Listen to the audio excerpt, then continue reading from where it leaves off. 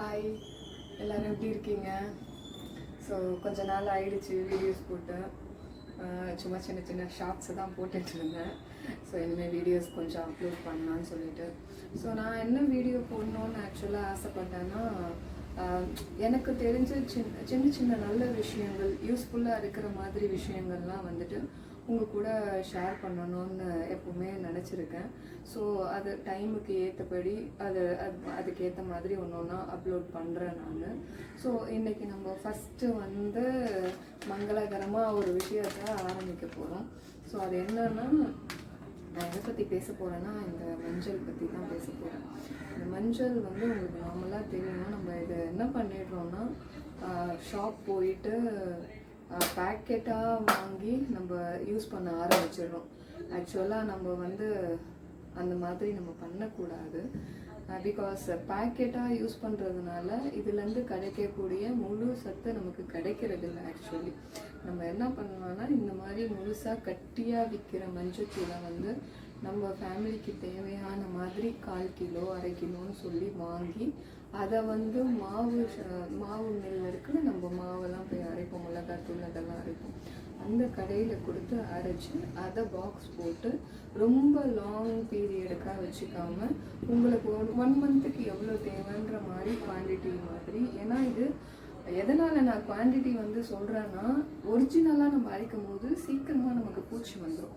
So அதனால் வந்து அதுக்கு ஏற்ற குவான்டிட்டி வச்சு நீங்கள் இதை அரைச்சி யூஸ் பண்ணுங்கள். அப்படி அரைச்சி யூஸ் பண்ணும்போது கண்டிப்பாக சொல்கிறேன், இதில் இருக்க அந்த முழுமையான சக்தி நமக்கு கிடைக்கிறது. நல்ல நோய் எதிர்ப்பு சக்தி உங்களுக்கு நல்லாவே தெரியும். அதனால் மஞ்சளை யூஸ் பண்ணும்போது இந்த மாதிரி முழு மஞ்சள் வாங்கி அரைச்சி யூஸ் பண்ணுங்கள். ரொம்ப ரொம்ப பெனிஃபிட்டாக இருக்கும்.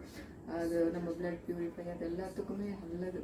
ஸோ இந்த விஷயம் உங்கள்கிட்ட நான் ஷேர் பண்ணணும்னு நினச்சேன். நான் வந்து இது மாதிரி வாங்கி அரைச்சி எவ்ரி மந்த்துக்கு எனக்கு வந்து 1/4 கிலோலேருந்து 1/2 கிலோ யூஸ் ஆகுது. இதை நீங்கள் டைரெக்டாக ஃபேஸுக்கு யூஸ் பண்ணாலும் பண்ணலாம். ஸோ எல்லாத்துக்குமே இது இப்படி ஒரிஜினலாக பியூரிட்டியாக நீங்கள் யூஸ் பண்ணுறதுனால அதை நீங்கள் உடம்புக்கு கூட யூஸ் பண்ணிக்கலாம். ஸோ நீங்கள் ஏதாவது பியூட்டி கேருக்கு யூஸ் பண்ணுறதுக்கு நல்லா யூஸ் ஆகும். ஸோ இது ஃபஸ்ட்டு பாயிண்ட். ஸோ செகண்ட் விஷயம், முக்கியமான விஷயம் ஒன்று ஷேர் பண்ணுறேன். ப்ளீஸ் ஒயிட் சுகரை சாப்பிட்றத மேக்ஸிமம் கொஞ்சம் கம்மி பண்ண ஸ்டார்ட் பண்ணிடுங்க.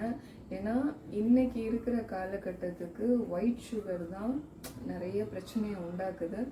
சீக்கிரமாக யங்ஸ்டர்ஸ்க்கே சுகர்ஸ் எல்லாம் வந்துட்டுருக்கு. ஸோ நமக்கு வந்து இப்போ ப்ரௌன் சுகர் ஒரு ஆப்ஷனாக கிடச்சிருக்கு. இந்த ப்ரௌன் சுகர் அதாவது ரொம்ப சுகரியாக நமக்கு சுகரை உடனே ஏற்றாமல் லிமிட்டாக யூஸ் பண்ணும்போது ஓரளவு கண்ட்ரோல்டாக தாங்க இருக்குது. ஸோ இதை நாங்கள் ஆல்மோஸ்ட் ஒரு 10 இயர்ஸாக யூஸ் பண்ணிகிட்டு இருக்கோம். நல்லா இருக்குது எங்களுக்கு. ஸோ இதில் வந்து என்ன ப்ராப்ளம் பீப்புள் வந்து இதில் பார்க்குறாங்கன்னா, இந்த சுகர் நீங்கள் யூஸ் பண்ணும்போது இதை கிளாஸில் போட்டு நீங்கள் மில்கை ஊற்றும் போது சம்டைம் என்ன ஆகிடும்னா, அது திரிஞ்சு போயிடும்.